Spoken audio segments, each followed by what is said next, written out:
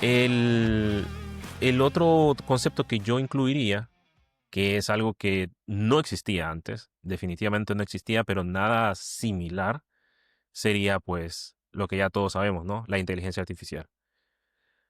Al momento en que acompañas la inteligencia artificial con lo que estás aprendiendo, te permite hacerle preguntas un poco más simples, un poco más dirigidas, como el ejemplo que nos estabas dando, ¿no? ¿Cómo configurar el servidor de correos? IMAP, POP3. Entonces decís, ok, pero ¿qué es eso? Entonces ya te lo da. La inteligencia artificial automáticamente te dice esto, esto y esto. Pero no solo eso, también le podés preguntar en qué casos no se utiliza, hay algún caso en el que esto es así, por qué se hace de esta manera, y te permite como irle preguntando muchas cosas que te ayudan a entender lo que está sucediendo o lo que estás configurando. Así que yo con el tema de la inteligencia artificial es algo con lo que he ido cambiando mi postura poco a poco. Lo he ido utilizando un poco más a medida va pasando el tiempo, a medida también van saliendo otras alternativas y soluciones. Hoy en día, por ejemplo, cuando salió todo este tema del vibe coding, que es el hecho de, para los que no estén familiarizados, vibe coding era el hecho de crear un sistema o una página web o un videojuego, lo que sea, programar mediante la inteligencia artificial. Era el hecho de decirle, bueno, necesito que hagas una aplicación que haga esto y esto. La inteligencia artificial se encarga de hacerlo como ella quiera y uno solo se encarga de probar. Ah, no, no funciona. Arreglarlo. Ah, el botón es muy grande, cambiarle el tamaño. Eso es el vibe coding. Sin embargo, hoy en día ya hemos aprendido a cómo realmente interactuar con la inteligencia artificial, lo cual también requiere tiene una curva de aprendizaje en sí mismo, ¿no? El hecho de aprender a utilizar la inteligencia artificial de manera correcta. Y ya también esto va a cambiar la manera en que abordamos la programación. Ya tal vez de aquí a 10 años, aquí eh, estoy dejando volar mi imaginación.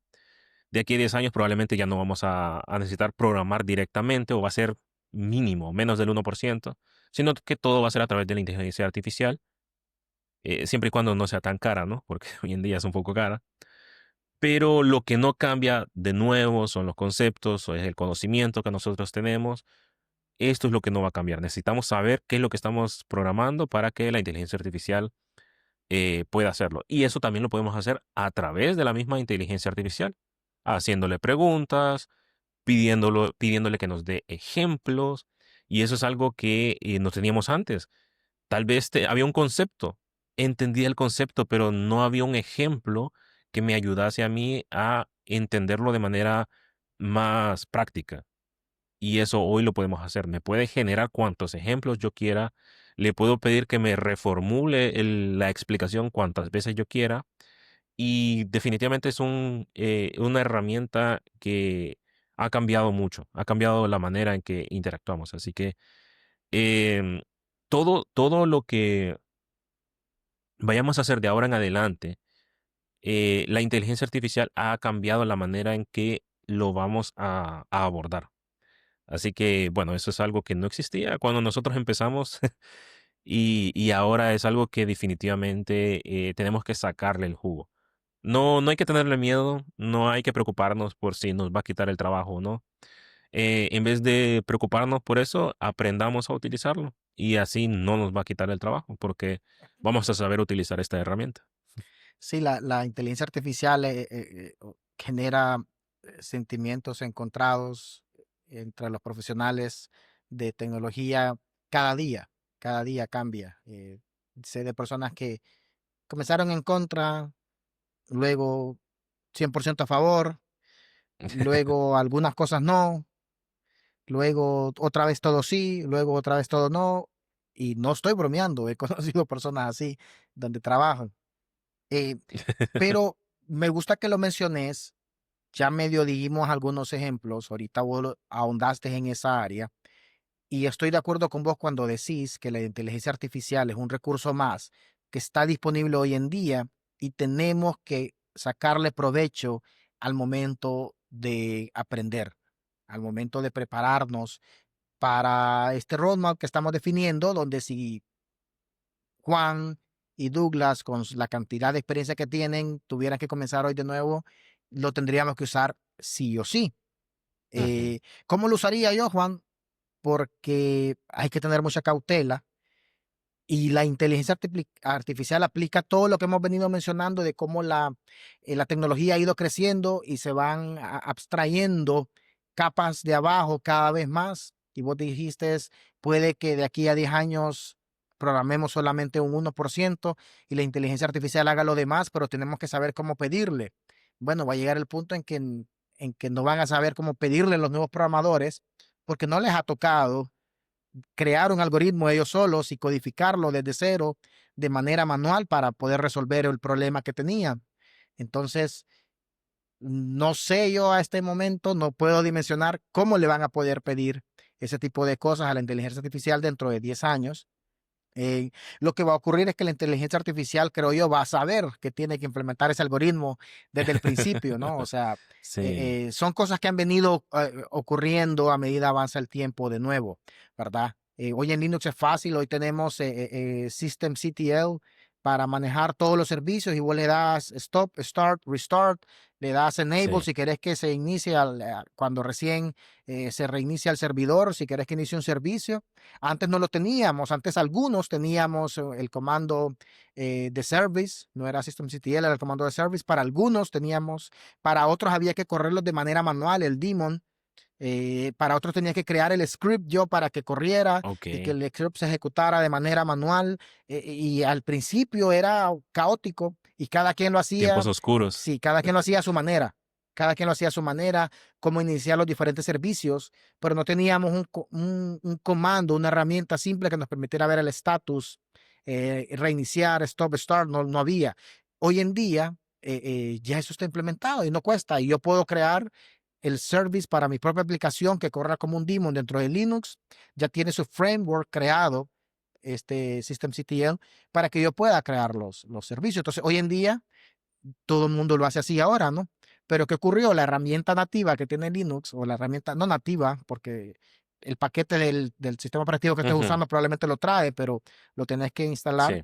es lo suficientemente inteligente como para darte ese framework y que ya no falle, pero antes no era así. Entonces, imagino que cosas similares van a ocurrir con desarrollo, y con las partes de configuraciones en la parte de infraestructura, con la inteligencia artificial, porque si no vamos conociendo las capas de abajo, y es por eso que hoy no dejaría por fuera aprender los conceptos básicos, si no lo sé, no sé de qué manera se los pediría a la inteligencia artificial, ¿verdad? Pero habiendo dicho eso, ¿cómo lo usaría yo Eh, para mi aprendizaje?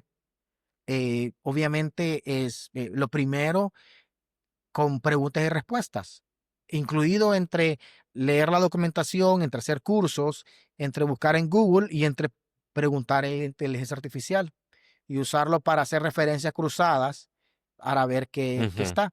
Lo siguiente es para que facilitar la búsqueda dentro de la documentación, darle el link y decirle, hey, decime exactamente dónde está la parte de tal tema Sí. dentro de la documentación y que me mande ahí y resumímelo y Ujú.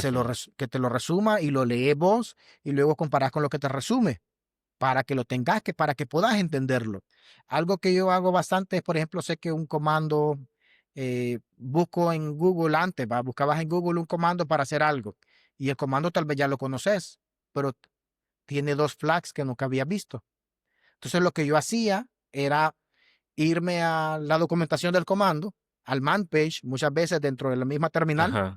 o buscas en Sí. internet, si vos pones en internet el comando, no sé, el comando set y le pones Linux man page y te vas a encontrar el man page del comando en el manual de cómo usar el comando en Linux, que es el mismo que te saldría en la terminal. Ujú. Entonces, me iba al manual, a la documentación del comando y buscaba esos flags específicamente en la documentación y miraba qué hacían. Y ahora, ok, eso hacen, está bien.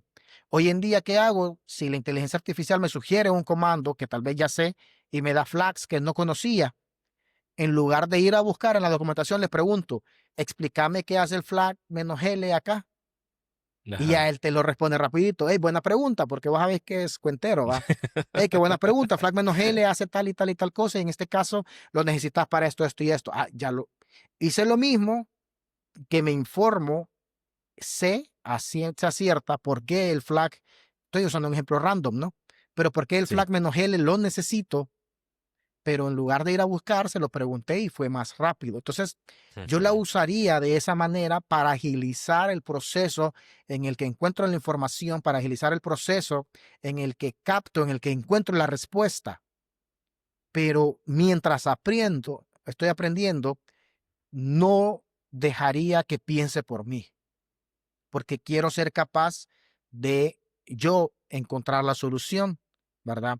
Vos decías lo de byte coding, algo que yo he ido progresando a medida uso la inteligencia artificial, Juan, y es algo que yo implementaría una vez que esté listo y vaya creciendo en mi roadmap, em, que sería que cuando yo le pido que me dé conceptos de cómo hacer algo, yo tengo una idea de cómo hacerlo, pero primero Sí. solo le planteo todo el problema y quiero que me dé él ideas, a ver cuál es, si es diferente o si alguna que me da se acerca a lo que yo digo, ¿verdad? Si ninguna se acerca a lo que yo digo, yo le pongo, ¿qué pensás si para solucionarlo se hace esto, esto, esto, esto, esto y esto? Y a veces viene él y lo incluye y dice, hey, tenés un buen punto. En efecto, este es mejor por esto, esto, esto y esto. ¿Querés que te diga qué archivos cambian en tu repositorio para hacerlo? Ajá, sí, mostrámelos. O a veces te dice, hey, sí, eso sí funciona, pero la opción uno que te di es mejor por esto, esto y esto. Ah, y ahí vas entrando, ¿verdad? Pero yo lo voy guiando a cómo quiero que resuelva el problema. No solo Ujú. resolver, no solo está este error. ¿Verdad? Entonces, pero sí, es lo que decís, la inteligencia artificial ha ido avanzando, definitivamente la incluiría en mi proceso de aprendizaje, pero sería así. De manera inicial sería para que agilice el tiempo que me toma encontrar dónde estudiar o que me agilice el tiempo que me toma encontrar la respuesta para que me la dé rápido, me la explique rápido y me dé las referencias, Ujú. perdón, de manera rápida. Sí, y creo que estamos hablando de utilizar la inteligencia artificial, pero algo que también es importante es aprender sobre la inteligencia artificial. Y me refiero a utilizar modelos, me refiero a utilizar las aplicaciones que tenemos hoy en día y entender cómo funciona. Por ejemplo, no sé si has visto que los modelos de inteligencia artificial tienen un parámetro llamado temperatura. Y entre mayor temperatura, las respuestas van a ser como que más imaginativas y más elocuentes. Y en cambio, si la temperatura es menor, son un poco más, ¿cuál es la palabra? Deterministas, o sea, como que van más al grano. Eh, Tienen otros parámetros, ¿no? También a utilizar las herramientas que tenemos hoy en día. En ChatGPT, que es el más popular, hay diferentes GPTs que podemos utilizar. Hay GPTs para programación, hay GPTs para escribir, hay GPTs para, qué sé yo, contabilidad, etcétera, ¿no? O también te permite crear proyectos. Hoy en día hay un concepto de proyectos donde puedes crear cómo va a contestar, cómo va a pensar, cuál es su rol y te permite también, pues, darle archivos, contexto. Luego tenemos para el lado de programación. La inteligencia artificial hoy en día se ha ido estandarizando en algunas cosas. Por ejemplo, hoy en día tenemos este archivo llamado agents.md, el cual utilizan estas herramientas y ahí podemos tener el contexto de nuestro proyecto, lo que estemos programando. Y eso lo que hace es que ahora ya no va a alucinar tanto. De hecho, la alucinación ha ido decreciendo a medida que han mejorado los modelos.